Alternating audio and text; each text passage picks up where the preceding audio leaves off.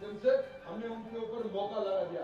महाराष्ट्र में पहली एक स्थल है जहाँ पे दो हत्या के कारण वहां पे मौका लग गया।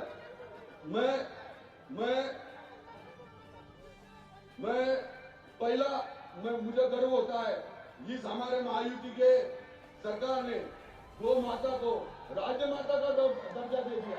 हमें बहुत गर्व होता है। हम सब हम जब भी गौ माता का ध्यान करते हैं, गौ माता की पूजा करते हैं, तो हमें सबको गर्व होता है। हमें वो याद रखना चाहिए, राजस्थान में हिरण का शिकार करने के बाद उसके हिरण की पूजा करने वाले जो भी हमारे हिंदू भाई है, वो हाथ धो के पीछे पड़े थे। इसके आगे अगर गौ माता की तरफ कोई गलत नजर से कोई देखेगा तो उसके पीछे हम सब हिंदू भाई एक होकर साथ में जाएंगे, उसको हम छोड़ेंगे नहीं। और लास्ट में यही कहना चाहूंगा, आपने जो नारा दिया है बटेंगे तो कटेंगे, तो हम महाराज जी हम आपको एक ही लाइन में मेरा यहाँ पे खत्म करता हूँ। महाराज जी को हम सबके माध्यम से विश्वास देता हूँ, हम ना बटेंगे ना कटेंगे, हम ना बटेंगे ना कटेंगे। हम साथ रह के हमें जो बांटने के लिए आएगा उसको हम काटेंगे। ये कह के यहाँ पे रुकता हूँ, सबको यहाँ पे नमन करके रुकता हूँ। जय हिंद, जय महाराष्ट्र, जय श्री राम। धन्यवाद। ना हमें नाम चाहिए ना हमें ईमान चाहिए, हमें तो बस भगवा से सजा हुआ पूरा हिंदुस्तान चाहिए। जिनकी वाणी में प्रभु श्री राम का कर्तृत्व अखंड हिंदुस्तान में बसा हुआ है, ऐसे भगवाधारी और हिंदुस्तान के लाडले बाबा जी श्री राम भक्त मुख्यमंत्री योगी आदित्यनाथ जी को आपको मैं अनुरोध करता हूं कि आपकी तेजस्वी विचारों से हमें प्रेरित करें। एक बार करो ललकारी, आ रहे हैं भगवाधारी। जय श्री राम, जय जय श्री राम। भारत माता की, भारत माता की, भारत माता की। छत्रपति शिवाजी महाराज की, छत्रपति शिवाजी महाराज की, धर्मवीर संभाजी महाराज की, धर्मवीर संभाजी महाराज की। वंदे वंदे वंदे। नमः पार्वती पतिये हर हर। मंच पर उपस्थित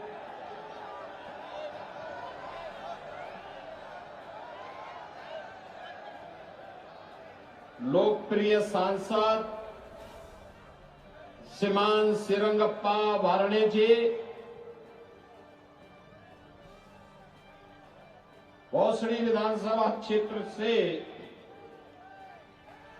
भारतीय जनता पार्टी के महायुति गठबंधन के उम्मीदवार श्री महेश दादा लांगे जी,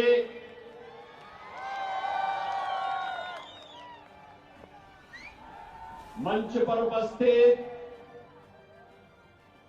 श्री ज्ञानेश्वर लांगे जी, श्री योगेश बहल जी,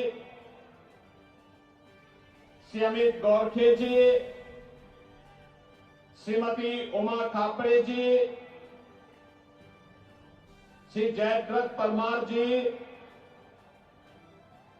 श्री प्रदीप सिंह जडेजा जी, मंच पर उपस्थित भारतीय जनता पार्टी महायुति गठबंधन के हमारे सभी पदाधिकारीगण, भोसड़ी विधानसभा क्षेत्र से जुड़े हुए मेरे सभी उपस्थित बहन और भाइयों, प्रथम पूज्य श्रीमंत दगड़ू सेठ गणपति बप्पा की इस पावन धरा को, भोलेश्वर महादेव की इस पावन धरा को कोटि कोटि नमन करते हुए आप सभी का इस उत्साह के लिए मैं हृदय से अभिनंदन करता हूं, स्वागत करता हूं। बहनों और भाइयों, महाराष्ट्र के अंदर यहां पर नई सरकार बनाने के लिए चुनाव चल रहे हैं। चुनाव में फिर से दो पक्ष हैं। एक पक्ष प्रधानमंत्री मोदी जी के नेतृत्व में महायुति गठबंधन का महाराष्ट्र के अंदर श्री एकनाथ शिंदे, श्री देवेंद्र फडणवीस, श्री अजीत पवार, श्री रामदास अठावले, ये सभी प्रधानमंत्री मोदी जी के यशस्वी नेतृत्व में महाराष्ट्र के अंदर महायुति का नेतृत्व करते हुए आपके बीच में है। प्रधानमंत्री मोदी जी ने पिछले 10 वर्ष के अंदर एक नए भारत का निर्माण सबका साथ और सबके विकास के भाव के साथ किया। विकास सबका, सुरक्षा सबको, तुष्टीकरण किसी का नहीं। एक तरफ भारत को जोड़ने वाली ताकतें महायुति गठबंधन के साथ, एक भारत श्रेष्ठ भारत के रूप में, और दूसरी ओर महाअगाड़ी के रूप में महाअनाड़ी गठबंधन। ये महाअनाड़ी इसलिए है, न नीति है, न नियत है, और न निर्णय लेने की सामर्थ्य ही। इनका नारा भी है सबका साथ, लेकिन परिवार का विकास। एकजुट होकर के कांग्रेस के उस खानदानी सामंती परिवार का विकास करना जो भारत के हित के बारे में कभी नहीं सोच पाया। याद करिए भारत के विभाजन की त्रासदी। बहनों और भाइयों, कांग्रेस का नेतृत्व 1947 में चाहता सत्ता की लोलुपता नहीं होती, भारत का विभाजन कभी नहीं होता, कभी नहीं होता। निर्दोष लाखों हिंदू नहीं काटे गए होते। अगर भारत एक होता, जो लोग कहते हैं कि मुस्लिम समस्या होती, समस्या तो उसी समय से है, और समस्या होती तो अखंड भारत में वैसे निपट लेते जैसे आज निपट रहे हैं। लेकिन बहनों और भाइयों, सत्ता लोलुपता थी और तुष्टीकरण की हदों को पार करते देश के हितों को तिलांजलि देने की मंशा के साथ कांग्रेस के नेतृत्व ने देश का विभाजन करवाया था। आजादी के बाद जाति, क्षेत्र, भाषा के आधार पर इस देश को बांटने का काम कांग्रेस करती रही। महाराष्ट्र के लिए मैं आज इसलिए भी आपसे कहने के लिए आया हूं कि महाराष्ट्र का पूरा राष्ट्र कृतज्ञ भाव से सम्मान करता है, क्योंकि यही महाराष्ट्र है स्वराज की स्थापना कैसे होनी चाहिए, हिंदवी स्वराज के संस्थापक छत्रपति शिवाजी महाराज ने महाराष्ट्र की धरती से करके दिखाया। एक देश के रूप में अटक से कटक तक भारत को कैसे रहना चाहिए, पेशवा बाजीराव ने इसी धरती से सिखाया। बहनों और भाइयों, स्वराज मेरा जन्मसिद्ध अधिकार है, मैं इसे लेकर के रहूंगा। गणनायक से लेकर के लोकनायक की यात्रा करने वाले बाल गंगाधर की तिलक की पावन धरा है, ये महाराष्ट्र ने देश को दिया है। बहनों और भाइयों, सामाजिक समता के माध्यम से राष्ट्रीय एकता को सुदृढ़ता प्रदान करनी है। महात्मा फुले ने यही से संदेश दिया था। महिला शिक्षा भारत के सशक्तिकरण के आधार बनेगी। सावित्रीबाई फुले ने यही से संदेश दिया था। 1857 की क्रांति एक क्रांति नहीं, भारत का प्रथम स्वतंत्र समर है। वीर सावरकर इसी धरती की उपस्थिति, जिन्होंने 1857 के देश की आजादी के प्रथम स्वतंत्र समर की संज्ञा देकर के उसे इतिहास के पन्नों में अमर बनाया था। और एक विधान, सब है समान, इस संदेश को देने वाले बाबा साहब भीमराव अंबेडकर इसी पावन धरा से हमें देश को प्राप्त हुए थे। और इसीलिए महाराष्ट्र की धरती को बांटने की जो कुत्सित चेष्टा एक कांग्रेस के लोगों के द्वारा, महाअनाड़ी गठबंधन के द्वारा किया जा रहा है, उसके प्रति सचेत करने के लिए मैं आया हूं। बहनों और भाइयों, आज प्रातः काल में कोल्हापुर में था। विशालगढ़ का दुर्ग अतिक्रमण का शिकार है। मैंने पूछा, मैंने कहा अतिक्रमण कैसे? कहा, जब भी यहां पे अतिक्रमण हटाने का आह्वान होता है, पत्थरबाजी शुरू हो जाती है। मैं बहुत चक्का। छत्रपति शिवाजी महाराज के उस विशालगढ़ में, उस दुर्ग में अतिक्रमण, आश्चर्य आता है। छत्रपति शिवाजी महाराज पूरे देश की श्रद्धा के पात्र हैं। श्रद्धा और सम्मान हर भारतवासी छत्रपति शिवाजी महाराज को देता है। उत्तर प्रदेश में 2017 में जब मैं मुख्यमंत्री बना था, तो मैं आगरा जिले में गया था, निरीक्षण कर रहा था। मुझे वहां के ऑफिसर्स ने बताया कि साहब यहां पे एक म्यूजियम बन रहा है। म्यूजियम का नाम पिछली सरकारों ने मुगल म्यूजियम रखा है। मैंने पूछा, भाई मुगलों का भारत से क्या संबंध है? ये मुगलों का संबंध क्या है भारत से? मुगलों का भारत से संबंध तो बताओ। उन्होंने कहा, साहब औरंगजेब और उनके पूरे खानदान के पूरे उसको चित्रित किया जाएगा। मैंने कहा, नहीं, उसके खानदान को नहीं चित्रित किया जाएगा। यहां पे राष्ट्र गौरव के प्रतीक इस म्यूजियम का पहले नामकरण होगा छत्रपति शिवाजी महाराज, और फिर भारत के गौरव को इस म्यूजियम में दर्शाया जाएगा।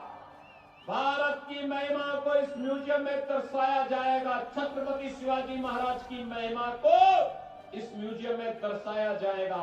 और बहनों और भाइयों, अब छत्रपति शिवाजी महाराज म्यूजियम के रूप में स्थापित हो रहा है। और मैं यही कहने के लिए आया हूं, विशालगढ़ के दुर्ग पर अतिक्रमण ये क्यों हुआ? क्योंकि हम बटे थे। अयोध्या में क्यों अपमान झेलना पड़ा था? क्योंकि हम बटे थे। काशी में क्यों अपमान झेलना पड़ा था? क्योंकि हम बटे थे। मथुरा में क्यों अपमान झेलना पड़ा था? क्योंकि हम बटे थे। 1947 में लाखों हिंदुओं को क्यों कटना पड़ा था? क्योंकि हम बटे थे। और बहनों और भाइयों, मैं यही कहने के लिए आया हूं, गणपति बप्पा की शोभा यात्रा पर कोई पथराव करे, ये बर्दाश्त नहीं हो सकता है, ये स्वीकार्य नहीं हो सकता है। और इसलिए पथराव होता है क्योंकि हम बटे हैं। रामनवमी की शोभा यात्रा पर इसलिए पथराव होता है क्योंकि हम बटे हैं। याद रखना, जो ये प्रहार सनातन पर हो रहा है, ये प्रहार भारत पर प्रहार है, क्योंकि भारत की आधार का प्रतीक है सनातन, और सनातन पर प्रहार महाविनाश को आमंत्रित करता है। और आपको मैं यही आमंत्रित करने के लिए आया हूं, यही कहने के लिए आया हूं कि बटे थे तो कटे थे, अब बटेंगे नहीं तो कटेंगे भी, एक रहेंगे सेफ रहेंगे, एक रहेंगे तो सेफ रहेंगे। और इस भाव के साथ आज हमें कार्य करना है। अब नया भारत है, आपने नए भारत को देखा होगा। 2014 के पहले मैं देखता था, जब कांग्रेस नेतृत्व की यूपीए की सरकार थी, बहन और भाइयों, पाकिस्तान भारत के अंदर घुसपैठ करता था, लगातार घुसपैठ करता था, आतंकी वारदात को जन्म देता था, नई नई घटनाएं घटित होती थी, और हम लोग संसद में आवाज उठाते थे। श्रीरंगप्पा वारने भी उस समय हमारे साथ संसद थे, हम लोग संसद में आवाज उठाते थे, आतंकवाद को रोको। लेकिन आतंकवाद को रोकते नहीं थे, ये लोग कहते थे इन मुद्दों को मत उठाओ, संबंध खराब हो जाएंगे। यानी देश की कीमत पर ये संबंध सुधार रहे थे पाकिस्तान से। बहन और भाइयों, आज मोदी जी के नेतृत्व में नया भारत अब पाकिस्तान प्रस्त आतंकवादी भारत की सीमा का अतिक्रमण नहीं करता। उसे मालूम है नया भारत है, छेड़ता नहीं है, लेकिन कोई छेड़ता है तो छोड़ता भी नहीं है, घुस करके मारता है। पाकिस्तान इसीलिए हिला हुआ है। और अब तो 10 वर्ष में पाकिस्तान की हालत ये हो गई है कि कटोरा लेके घूम रहा है, कोई भीख भी नहीं दे रहा है दुनिया के अंदर। बहन और भाइयों, मैं आपसे कहने के लिए आया हूं, भारत की ताकत को बढ़ाइए। देखना, पहले पाक अधिकृत कश्मीर भारत में आएगा, फिर बलूचिस्तान और पाकिस्तान के अन्य भाग भी भारत के हिस्से बनेंगे। लेकिन यह काम महायुति गठबंधन कर पाएगा। यह कार्य कांग्रेस नेतृत्व नहीं कर सकता, क्योंकि ये तो बांटने की राजनीति करते हैं। इन्होंने अयोध्या में अपमान करवाया था, कहते थे राम हुए ही नहीं, कृष्ण हुए ही नहीं। आज आप जाइए अयोध्या, दुनिया की सुंदरतम नगरी में से एक बन रही है। 500 वर्षों के बाद 500 वर्षों के बाद अयोध्या में फिर से रामलला विराजमान हो गए हैं। बहन और भाइयों, 500 वर्षों के बाद अयोध्या में रामलला का विराजमान होना, आज तो देखो हर भारतवासी को गौरवान्वित करता है। आपने अयोध्या का दीपोत्सव देखा होगा। अभी परसों काशी का देव दीपावली देखा होगा। कितनी भव्यता थी, कितनी दिव्यता थी। और मैं वही कहने के लिए आया हूं कि डबल इंजन की जब भाजपा की सरकार बनी, 500 वर्षों की समस्या का समाधान मात्र 2 वर्ष में करके दिखा दिया, मात्र 2 वर्ष में। ये कांग्रेस समस्या है, भाजपा उसका समाधान है। समाधान की तरफ चाहिए। और आप तो सौभाग्यशाली हैं जो यहां पर अभी महेश दादा लांगे कह रहे थे कि गौ हत्या पूरी तरह बंद होनी चाहिए। ये काम केवल महायुति गठबंधन की सरकार ही कर सकती है। छत्रपति शिवाजी महाराज के गौरव के अनुरूप महाराष्ट्र का निर्माण केवल महायुति गठबंधन ही कर सकती है। ये बांटने वाले लोग नहीं। हमें फिर से एकजुट होकर के एक भारत श्रेष्ठ भारत के प्रधानमंत्री मोदी जी के आह्वान पर एकजुट होकर के कार्य करना है। और इसी आह्वान के साथ आज मैं आपके पास आया हूं। 10 वर्ष में बदलते हुए भारत को आपने देखा होगा। सुरक्षा भी है तो समृद्धि भी है। याद करिए, आज नया भारत 75 वर्ष में नया भारत कांग्रेस नेतृत्व की सरकार के समय मात्र 10वीं अर्थव्यवस्था बन पाया था और मोदी जी के नेतृत्व में यह भारत मात्र 10 वर्ष में दुनिया की 5वीं बड़ी अर्थव्यवस्था बन गया है और अगले 3 वर्ष में भारत दुनिया की 3री बड़ी अर्थव्यवस्था बनेगा। वर्ल्ड क्लास इंफ्रास्ट्रक्चर, हाईवे के रूप में, रेलवे के रूप में, मेट्रो के रूप में, IIT, IIM, air connectivity, 1 district 1 medical college, हर घर नल की योजना, ये सब भी प्रभावी ढंग से क्रियान्वित हो रही है। भारतीय जनता पार्टी विकास और विरासत का सम्मान कर रही है। भारतीय जनता पार्टी गठबंधन सुरक्षा, समृद्धि और सुशासन की प्रतीक है और इसलिए महाराष्ट्र के अंदर महायुति गठबंधन की सरकार आवश्यक है और उस सरकार के लिए आपका आह्वान करने के लिए मैं आया हूं। महेश दादा ने यहां बहुत कार्य किए।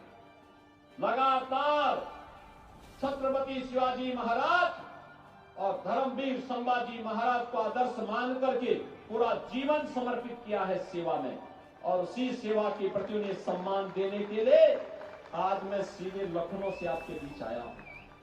आप बहनों और भाइयों, श्री महेश दादा लांगे को आप विजयी बना के भेजेंगे। 20 नवंबर को होने वाले चुनाव में विजयी बना के भेजेंगे। जहां तक मेरी आवाज जा रही है, आप लोग मुझे बताओ, आश्वस्त करो, दोनों हाथ ला करके, दोनों हाथ ला करके आश्वस्त करो। आप में से कितने लोग, एक बार थोड़ा हाथ नीचे करना, कितने लोग अयोध्या गए रामलला के विराजमान होने के बाद? काफी बड़ी संख्या में गए हैं और मैं यहाँ पे श्रीरंगप्पा बारणे जी को, जो यहाँ के माननीय सांसद हैं, और श्री महेश दादा को कहूंगा कि चुनाव के बाद एक बार भोसरी विधानसभा क्षेत्र के सभी मतदाताओं को अयोध्या धाम और महाकुंभ का दर्शन जरूर करवाइए। एक बार वहां लेकर के आइए। 2025 में प्रयागराज में महाकुंभ का आयोजन होने जा रहा है। दुनिया का सबसे बड़ा सनातन धर्म का, संतों का भी और भक्तों का भी समागम होगा। 40 करोड़ श्रद्धालु वहां आएंगे और उसमें आपको भी, पुणे को भी आमंत्रित देने के लिए मैं आया हूं। आप लोग भी पधारें और इसलिए मेरी आप सबसे विनती है, 20 नवंबर को महेश दादा लांगे को कमल चुनाव चिन्ह पर भारी बहुमत से विजयी बना के भेजना है। भेजेंगे, भेजेंगे, भेजेंगे। जहां तक आवाज जा रही है, महेश दादा इधर आकर के जनता जनार्दन का आशीर्वाद लीजिए।